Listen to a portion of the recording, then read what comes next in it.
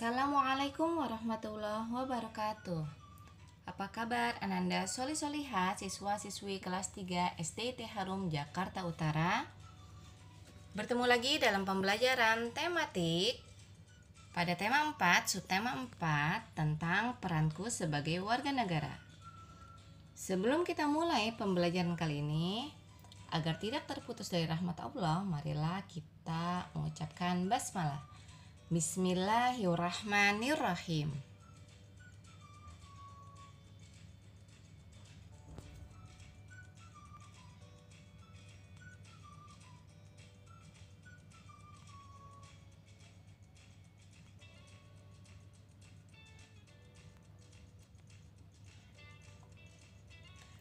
Lingkungan bersih. Pada sore hari, Salman ke rumah Jono untuk bermain bola. Agar permainan semakin seru, Salman dan Jono mengajak Tigor serta teman-teman bertemu di lapangan dekat rumah Jono. Namun, ketika mereka sampai di lapangan, ternyata kondisi lapangan tersebut kotor dengan sampah yang berserakan. Mereka ingin bermain dengan nyaman di lapangan yang bersih. Akhirnya, Salman berdiskusi dengan teman-temannya. Mereka sepakat untuk bergotong royong membersihkan lapangan tersebut. Tidak lupa mereka memasang poster ajakan untuk menjaga lingkungan dan membuang sampah pada tempatnya. Semua itu mereka lakukan untuk mendapatkan tempat bermain yang nyaman. Wah, luar biasa sekali ya Salman dan teman-temannya. Sekarang teman-teman, masalah apakah yang ada pada teks yang teman-teman bisa simpulkan?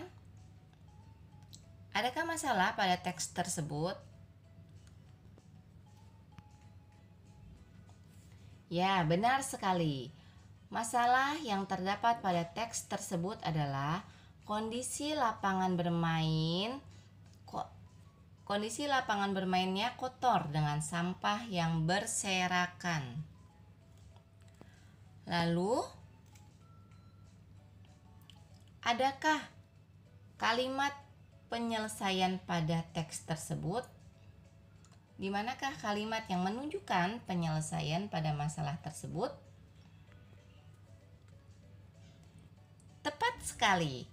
Salman berdiskusi dengan teman-temannya. Mereka sepakat untuk bergotong royong membersihkan lapangan tersebut. Tidak lupa mereka memasang poster untuk mengajak menjaga lingkungan.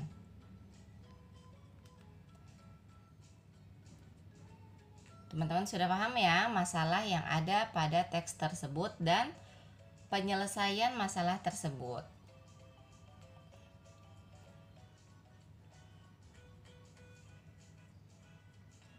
Jadi, kerjasama antara Salman dan teman-temannya sangat luar biasa. Ketika ada masalah dapat terselesaikan dengan baik.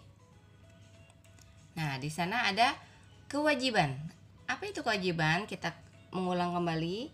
Adalah segala sesuatu yang harus kita lakukan. Lalu setelah kewajiban pastinya ada hak. Hak adalah segala sesuatu yang akan kita dapatkan, tentu setelah kita melaksanakan kewajiban. Seperti yang dilakukan Salman dan teman-temannya.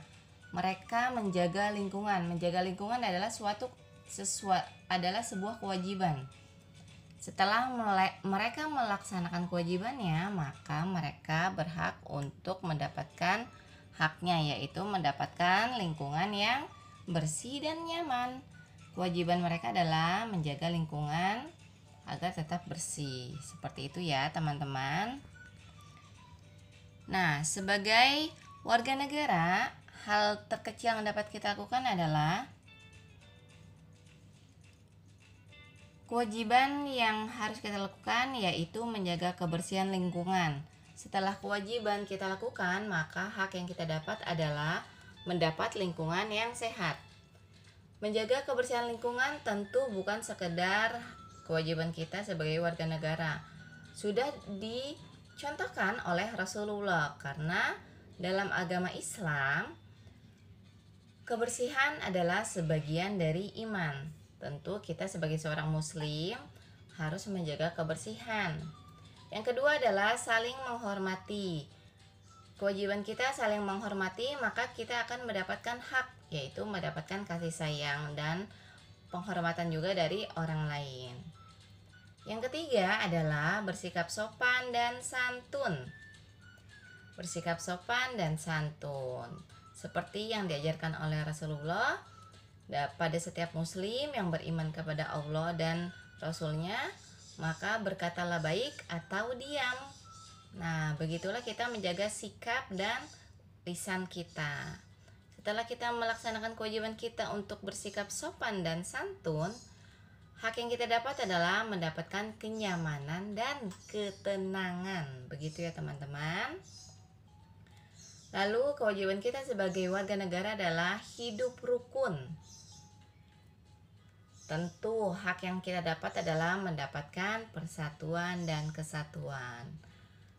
Kewajiban dan hak kita sebagai warga negara, hal yang terkecil yang dapat kita lakukan adalah seperti yang ada pada layar. Semoga kita semua dapat melaksanakannya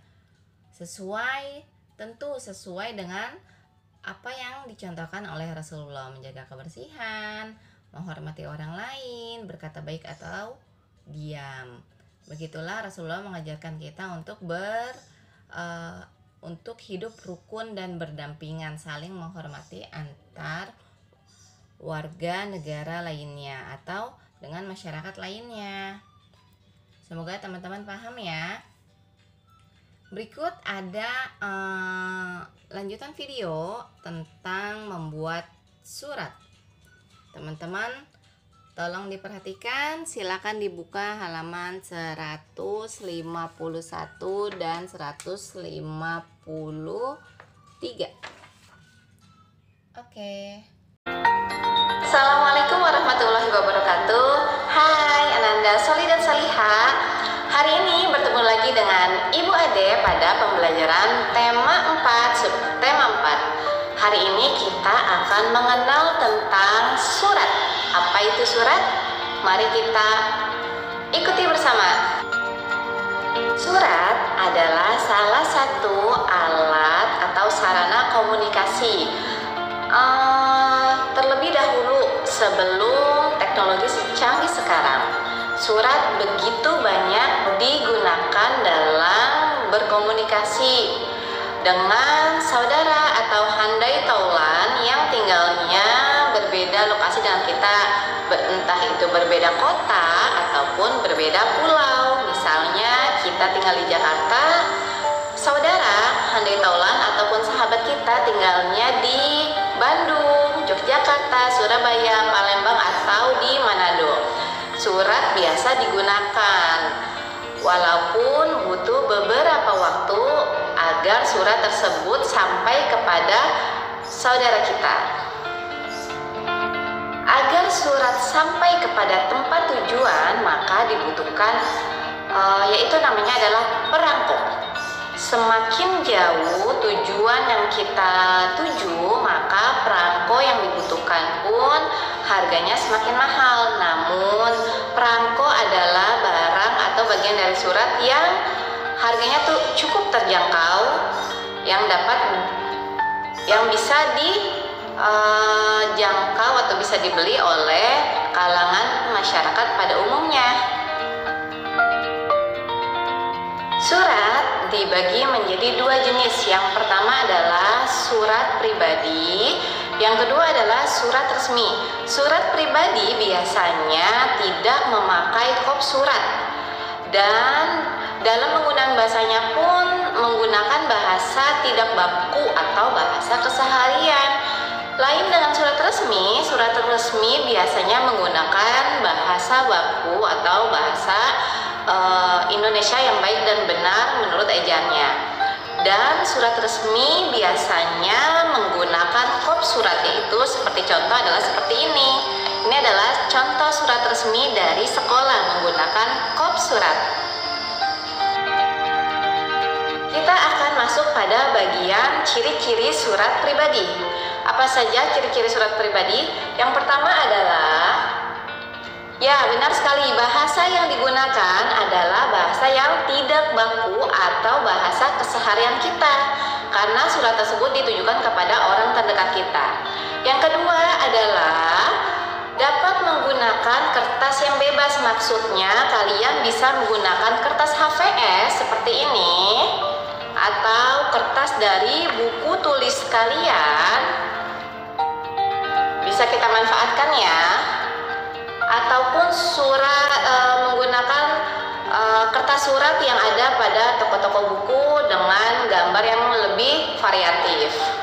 Ciri berikutnya adalah tidak ada lambang lembaga. Lambang lembaga contohnya adalah ini. Lalu tidak ada nomor surat dan tidak ada stempel. Karena itu semua adalah ciri-ciri surat resmi. Bisa dipahami ya, Ananda Soli dan Solihah? Dalam pembuatan surat pribadi ada beberapa bagian surat yang harus kita perhatikan. Yang pertama adalah alamat dan tanggal penulisan surat. Penting ya, itu sebagai data. Yang kedua adalah salam pembuka surat. Kita sebagai seorang muslim dapat menggunakan Assalamualaikum warahmatullahi wabarakatuh sebagai salam pembuka dari surat pribadi kita. Yang ketiga adalah paragraf pembuka. Biasanya paragraf pembuka berisikan bertanya tentang kabar. Yang keempat adalah paragraf isi. Penulis menyampaikan isi dan tujuan dari surat yang dikirimkan. Adalah paragraf penutup. Biasanya ada permohonan maaf ataupun harapan yang disampaikan oleh si penulis. Yang keenam yaitu salam penutup. Salam penutup biasanya kita bisa wassalamualaikum sebagai seorang muslim. Itu adalah 6 bagian surat pribadi yang harus kita perhatikan dalam membuat surat pribadi kepada orang terdekat kita yang tinggal atau berdomisili berjauhan dengan kita. Semoga Ananda Soli dan Solihah dapat memahami apa yang sudah Ibu sampaikan tentang surat pribadi. Alhamdulillah, telah kita saksikan video pembelajaran kali ini. Silakan Ananda Soli Solihah berlatih membuat surat untuk saudara ataupun sahabat. Tugas ini dikumpulkan pada hari Jumat pada saat PTM berlangsung. Insya Allah ya, Soli Solihah. Terima kasih telah menyaksikan video pembelajaran kali ini. Mohon maaf atas kekurangannya. Tetap semangat untuk Soli Solihah di rumah. Terima kasih kepada ayah bunda yang telah membantu. Barakallahu fikum. Wassalamualaikum warahmatullahi wabarakatuh.